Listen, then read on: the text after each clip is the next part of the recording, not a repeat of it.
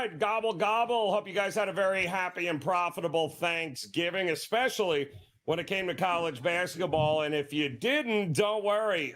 Plenty of games here today on this Black Friday to get you caught back up. And, well, let's face it, make it a very profitable end to the month of November. We got a couple games we're going to go over for those of you joining us live here today. If you have any games that you'd like to hear about or for us to break down, drop them in the chat room as we welcome into the best in college basketball here at WagerTalk as Brian Leonard ready to roll today here on this November 29th. And, of course, Adam Trigger with his finger on the pulse of what is going on around the horn here in college basketball. And, gents, we got some interesting tournaments that are going on right now. And, of course, that means we've also got some interesting games that we're going to want to break down, especially in some of these tournaments out west. We've got all sorts of opportunities for you guys to be able to partner here with both Brian and Adam. We'll get to that in a minute. But let us start here, Bri, with Ole Miss and Purdue. Now, Ole Miss, interesting enough, and call me crazy, I really did think Ole Miss was going to lose to BYU yesterday. They ended up going to overtime and then absolutely crushed them. But Purdue handled North Carolina State pretty easily in what was a lower scoring game than I thought was going to be here, Bryce. So now these two getting ready to go at it here tonight. What do you think of Ole Miss here and Chris Beard dicking on Purdue tonight? Good coach. They were opened up as a 4-point underdog. We're now seeing 2.5s, maybe 3s here. I liked Ole Miss slightly at the 4-point number. It's no longer there. Dre Davis is listed as questionable for this game here. He's one of the better players for this team. So we got to make sure he's playing. If he's playing, I'm leaning that direction. My number is roughly 2.5 here. It's not much either way from a point spread standpoint, but two very good teams. Purdue, a different looking team than what they had last year. Braden Smith, great playmaker for this team. He's done very well. And both teams are pretty deep in that regard. They'll both go about 6 or 7 deep. But if Dre Davis can play, I think there's a slight edge here for Ole Miss, but I would have rather had that 4 that was out there earlier as opposed to what it is right now. Yeah, I mean, the game's in San Diego there, Trig. It is the title game of this Children's Classic out there. And listen, I thought it would be a higher scoring game yesterday with Purdue and North Carolina State. Neither team necessarily great defensively, but certainly have the offense to be able to get it going. Listen, Chris Beard in his day, it was all about defense. He's got a pretty decent team here in Ole Miss, but boy, oh boy, they staved off BYU and just blew them out in overtime. So what do we get for the title game here? Besides a mute, I think besides us having to read your lips. Yeah. Oh, there you go. Great. Okay, good. There we go. Yep. I was gonna say it's gonna take me a long time for me to forgive myself for not playing Purdue yesterday. I've been trying to find a good spot to play against NC State. Got put off a little bit by like the early line move up to like 7.5 back to 7, but that was a no-brainer and an easy cover for Purdue. So really kicking myself there. Do I want to come now back and play Purdue today? Not really. I'm with Brian. I kind of make the number right where it is at 3. But I do think that this game plays under. So I'm not. Cool. I've never really loved handicapping totals. I don't trust my handicap on totals as much. But a couple things I found in this game in particular that lean me toward the under.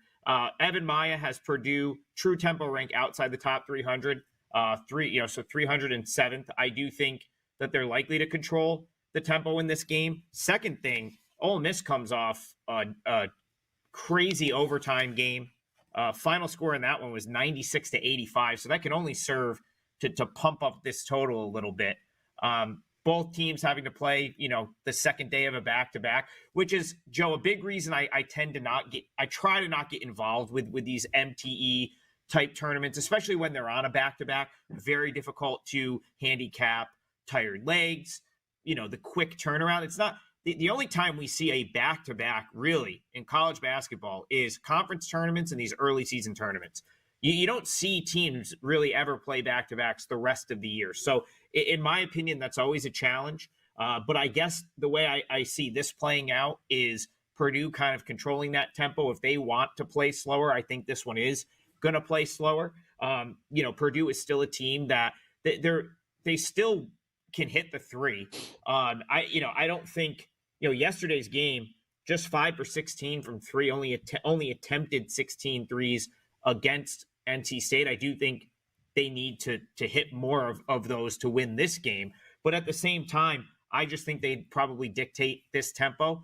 And unless they're just absolutely lights out and just shooting it, at a much higher clip than they did yesterday, Joe, I would be surprised if this one gets over the total. So that number being in the mid 140s, I think at 145 caught my eye as being a little bit high. I'll say this one goes under.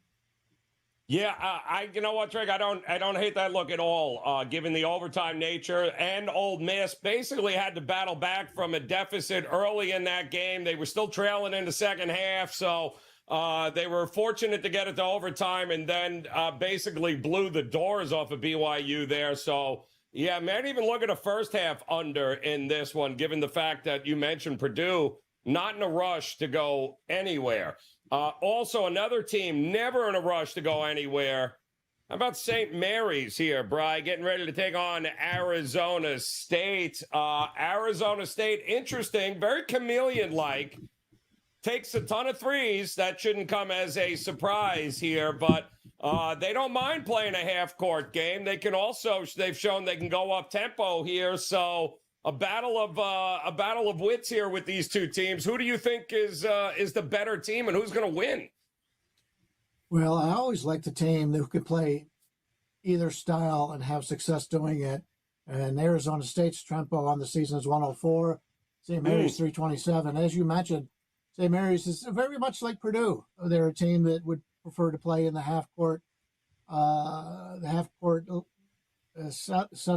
settlement, and they do have in my opinion, the two better players in this game, which is Mitchell Saxon and Augustus Marciulionis. I think those are the two best players in the game. That said, this is a pretty good Arizona State team. And, St. Mary's, take a look at back-to-back games here. Obviously, they played USC last night, crushed them 71-36. Usually when you find something like that, at least in my mind, I find that team a little bit overrated. I think the line is favored in their area because of that. They come into the game undefeated on the season. Arizona State has only lost once all year, and that was at Gonzaga by 8. Nothing to be ashamed about there.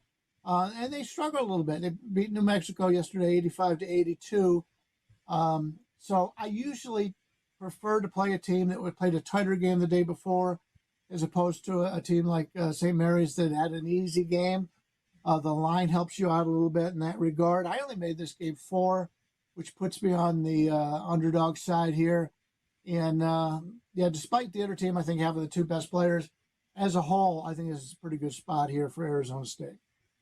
Looking for Arizona State to get it done here tonight. They've certainly shown, Trig, an ability to be able to win any kind of game that you want to throw at them. Are they too reliant on the three? And isn't this the kind of game St. Mary's always dictates their pace and bullies people around anyway?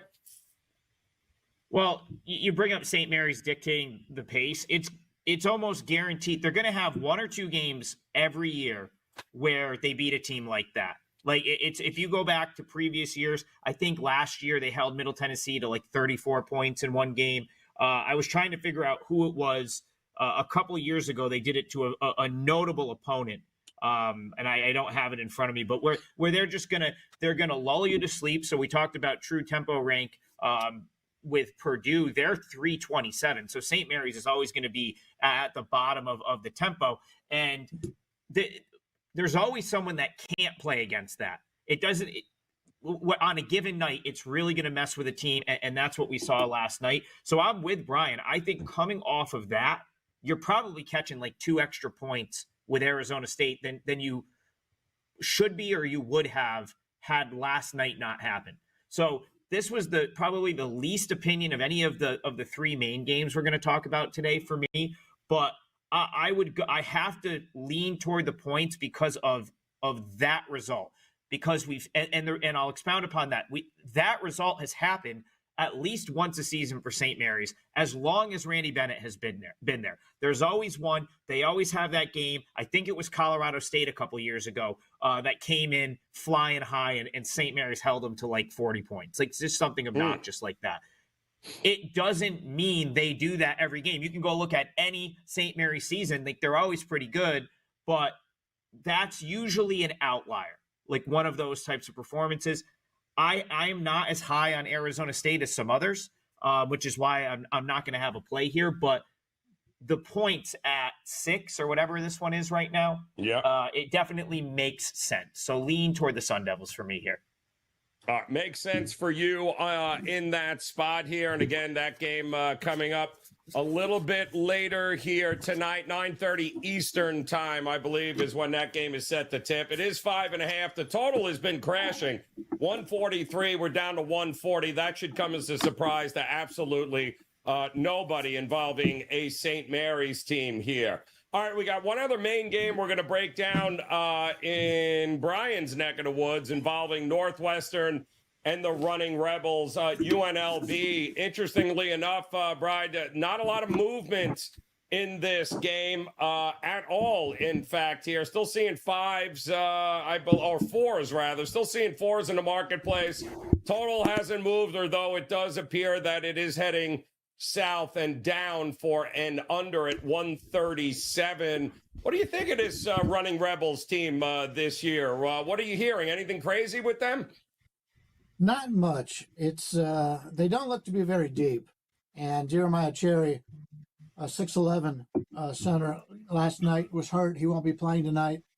Doesn't have tremendous stats, but he plays 23 minutes a game. So you're playing the back-to-back. I mean, I know these are college kids, but you're playing in a back-to-back situation without a 6'11" guy, which really hurts when you're playing a physical team like Northwestern. The entire Big Ten is a pretty physical team. From a defensive standpoint, Northwestern's 48th, and UNLV 126. And UNLV, when they play at home, can get behind the crowd a little bit defensively. But over the years, they've been a team that hasn't been that impressive defensively. Northwestern, I talked about playing teams that you were in a tight game the day before. They lost a close game to Butler, I believe, and then UNLV was blown out to Mississippi State. So I made this line 6. I like the Northwestern side better, and I'm surprised the line hasn't gone up. Not, like I said, not that Cherry is a great player, but he's somebody who's going to help you defensively on what is not a very good defensive team overall in UNLV.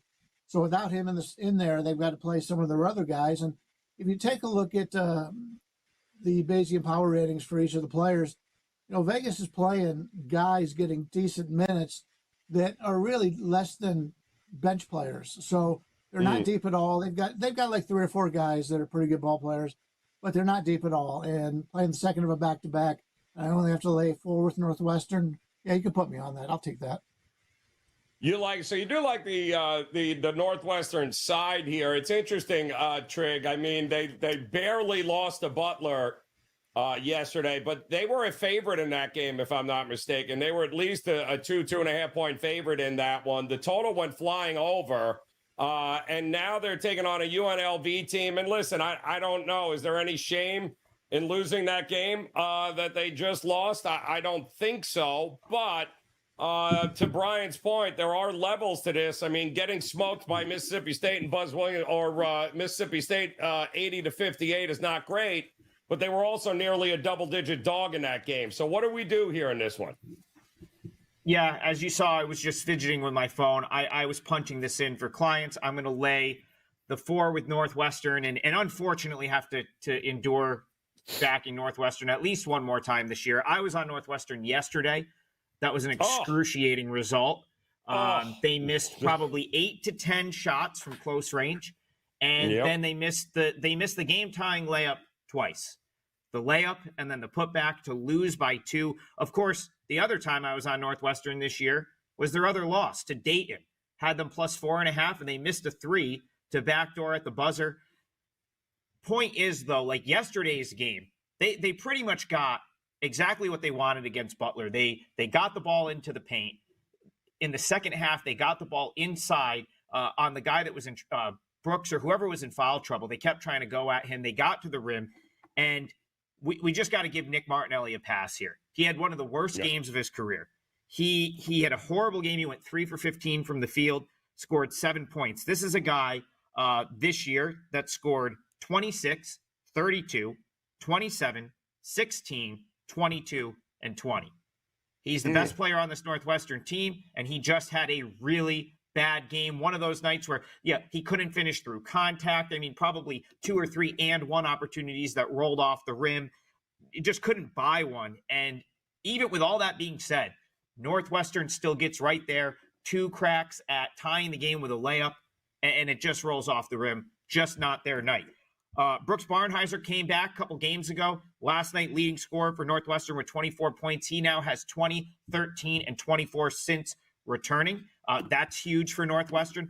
The other reason, and the reason I just punched this in as Brian was talking, is Cherry being out is an absolutely huge deal, in my opinion, for UNLV, because this is a team that lost most of their good defenders from last year. So remember, last year, UNLV, Keelan Boone, Caleb Boone, Luis Rodriguez, maybe the 3 best defenders on that team. None of them are on the team anymore. So now you take Cherry, the 6'11" big, out of the mix, and a lot of those close range opportunities that Northwestern just could not get to go in last night either are probably going in, or maybe there's a rebound. Northwestern only turned the ball over 4 times yesterday against Butler. So you know what? Give Butler credit. Like they did enough to win that game, even with Northwestern not playing their best game. Butler made plays when they needed it. A couple huge threes down the stretch for them, got to the line and just did enough to win that game.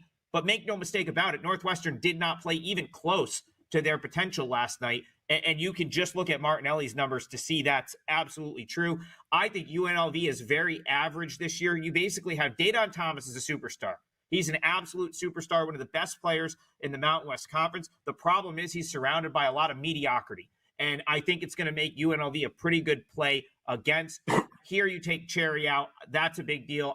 I was a little weary of laying 4 with Northwestern. Knowing Cherry's going to be out makes me have no problem with it. So, Northwestern -4. I just added it. Will be a 4% play for me. Oh, all right. Love it. Listen, hey, Brooke, well, we'll fix it this time here because they're going to win this one. I saw the final 2 minutes of that game, Trig, against Butler, and it was... Wow. Almost threw my Thanksgiving dinner up, Joe. Thankfully, I had the Packers going right at the same time. Woo, that was absolutely rough to watch here. But the good news is we've got all sorts of new things here to be excited about, new games coming up. In fact, we got a couple of best bets from the guys we're going to get to. If you are joining us here today on this Friday after Thanksgiving, plenty of great college basketball games. If you got a game you're interested in, drop it in the chat room. We'll get to a few of those.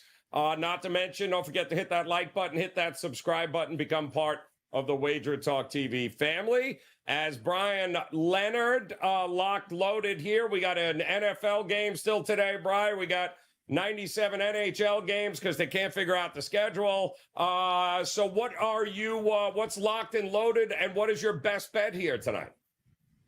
Well, we talked about the Northwestern game. That is one of my 2 college basketball plays today.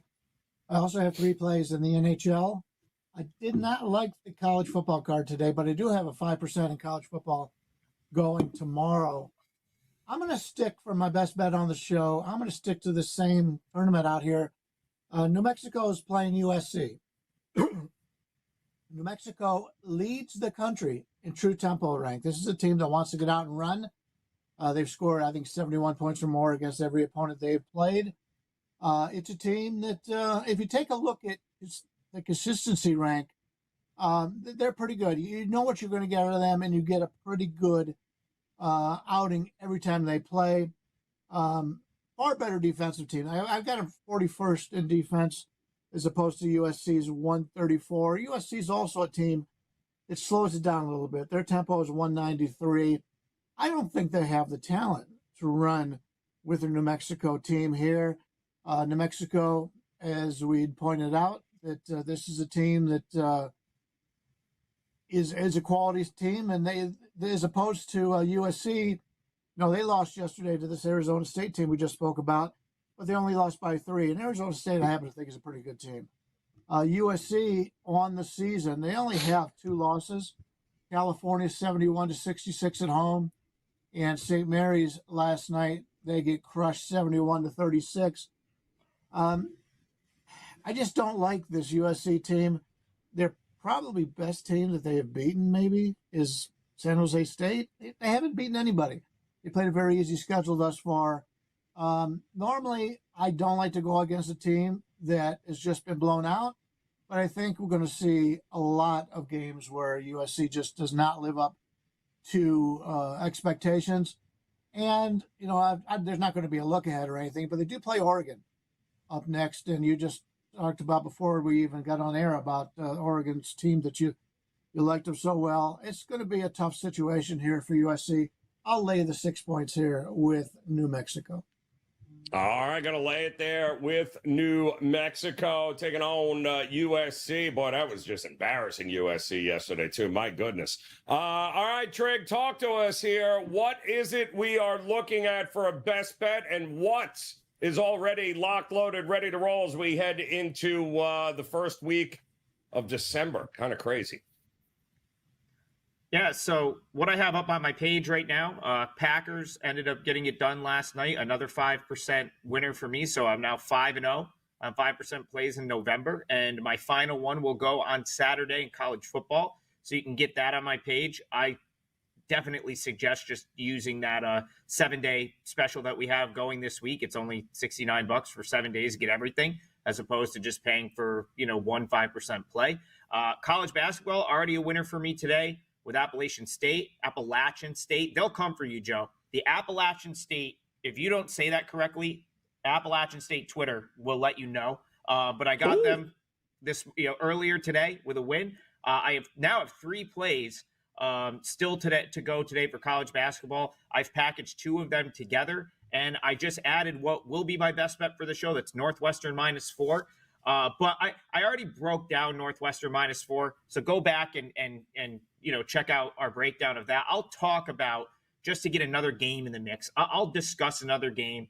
It's another MTE type game. St. Bonaventure playing Northern Iowa. I was at Thanksgiving dinner last night, Joe. My fiance's cousin plays hockey for St. Bonaventure and says he sees Woj on campus every single day, and that like he's means business. Like when that hire for them, he retires from ESPN, he takes the job at St. Bonaventure. I think a lot of people just were like, oh, okay, that's nice, like whatever, have fun in retirement. Everything I hear is that they are going like so hard to what's the word, like just like raise the profile of the program, and that type of stuff matters now maybe more than ever in college athletics. So that team, I wasn't fully sold on their roster this year, but I will say this, like Mark Schmidt is as good of a coach as you're going to find in the Atlantic 10. And I that's the type of stuff that you like to hear.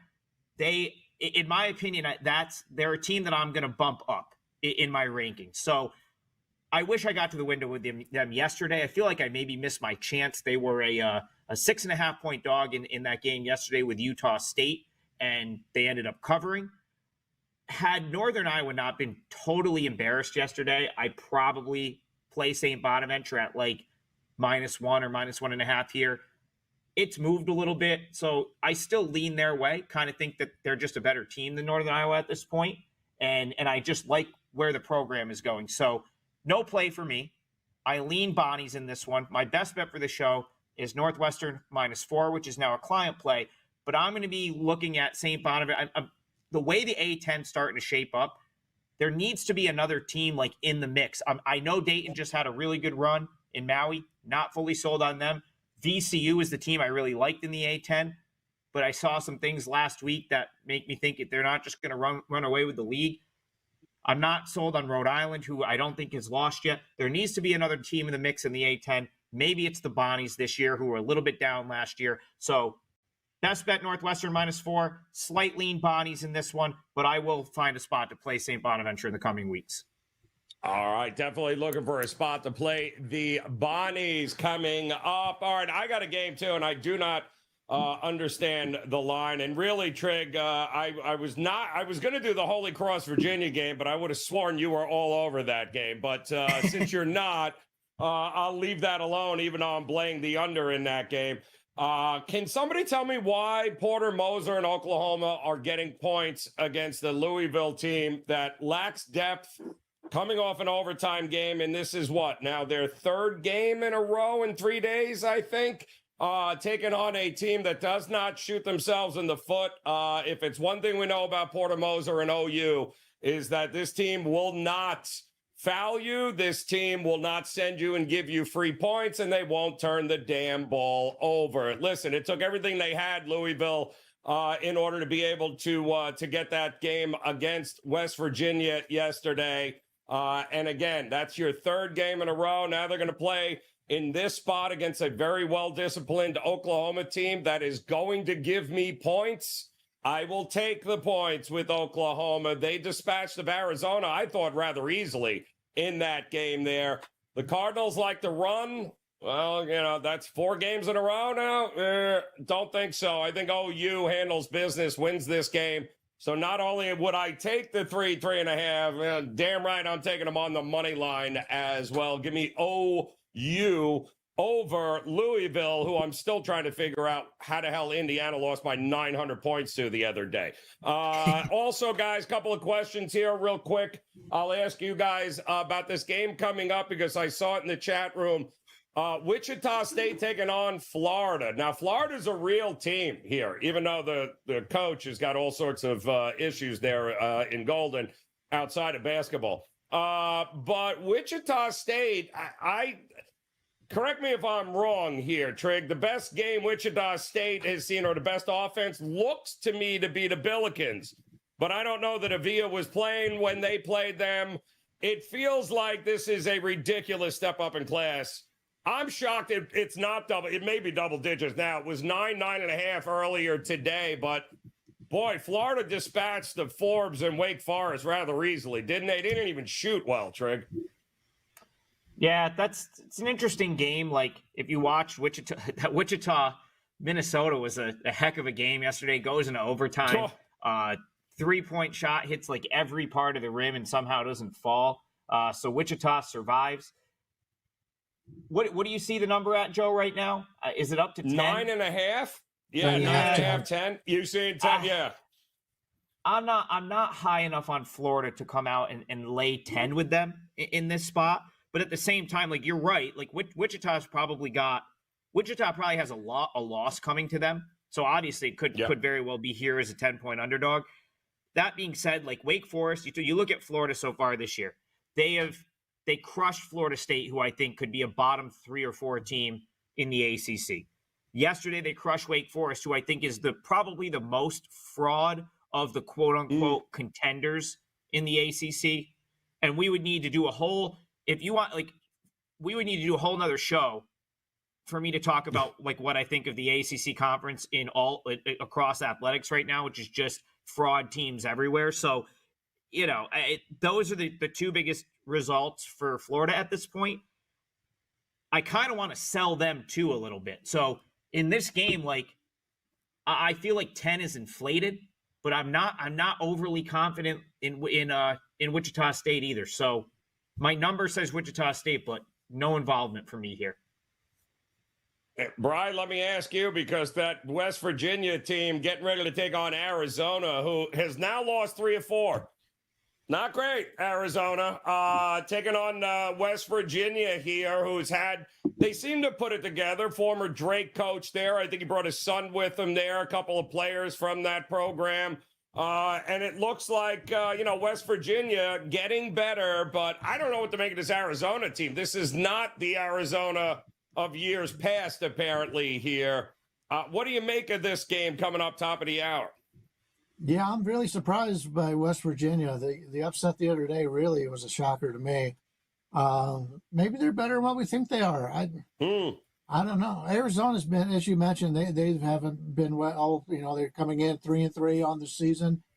Losses to Wisconsin by 15, Duke by 14, Oklahoma by 5. Pretty good teams. I mean, they have not surprised you to lose some of those games against these teams. But West Virginia is a team that right now, their losses, Pittsburgh and Louisville, but they beat Gonzaga. I mean, yeah, not too many people are going to have a win over Gonzaga on their resume, especially a game that's not at home, wasn't at home, as a neutral site game. I prefer the West Virginia side here slightly, but not enough to get involved with it. It's a lot of points, Trig, isn't it, though, Yeah. for Arizona here? Do you think they're going to run up and down? Are they going to wear them down? I don't know what to make of this line with this team. Yeah, listen, West Virginia is, I think we did a preview on this one, Joe. This was one of the like 20 or 25 previews that we did. And I thought there would be some intriguing, spots to play on them. I like DeVries at Drake. And yep, they've I guess the cat's a little bit out of the bag at this point. I didn't expect them to have success in the form of beating Gonzaga this early in the season. I go back to the Pitt game they played. That was kind of the one I didn't I'm pretty high on Pitt as well. So no action there for me, but they were a 7.5-point underdog in that game and got completely destroyed. And I, kind of said, all right, maybe we need to pump the brakes on like a quick resurgence at West Virginia. But since they've been awesome. I mean, they destroyed Iona. That's not saying much, but that's still arguably the best team in the MAC this year, at least the most talented. Obviously a win over Gonzaga and they really could have won Louisville yesterday. I mean, had every opportunity to win that game and then lose it in overtime. Arizona's not, they're a team that I'm nowhere near what the market was on them a couple weeks ago. Now they've taken a step back. Obviously 3 of their last 4 are losses, blown out by Wisconsin, handled by Duke, and then the lose to Oklahoma yesterday. So I lean toward the points, but I feel like you're taking such a discount now. Like the line is too discounted based on recency. So I'm going to wait and try to play against Arizona down the road somewhere. But I wouldn't be surprised if West Virginia ends up in this game. They've, the last 2 days, they've been ultra competitive against like or better teams. So why not here? I guess is the way I look at that. Yeah. Why not here is right. It's that game coming up top of the hour, guys, and I'm seeing 6.5 now popping up. And interestingly enough, the total hovering still around 151. If Arizona has its way, there's a good chance that goes up and over the total. But there you got it here, guys. Plenty of these MTEs still going on this weekend. Plenty of opportunities to partner up here with Brian as well as Adam when it comes to not just college basketball, of course. We still got plenty of college football left, the NFL, so much happening, NHL here as well. You can visit Brian and Adam over at WagerTalk.com. Partner up with these guys. Take advantage of it with this Thanksgiving week special that we've got at WagerTalk.com. All right, that'll do it. Once again, don't forget, hit that thumbs up, guys. Hit that subscribe button if you haven't done so. Make sure you come back and join us tomorrow, a live edition of Last Call, 11 a.m. Eastern time. We'll get you all caught up in rivalry week 14. Of the college football season. We might talk a little college hoops as well, but great information coming your way. 11 a.m. Eastern time on Saturdays, 12 o'clock noon on Sundays, an hour before the NFL kickoff. Make plans to come back and join us for Last Call. Until then, on behalf of Brian Leonard and Adam Trigger, guys, we appreciate the time. Best of luck with your plays here today. We'll see you again tomorrow here on Wager Talk TV.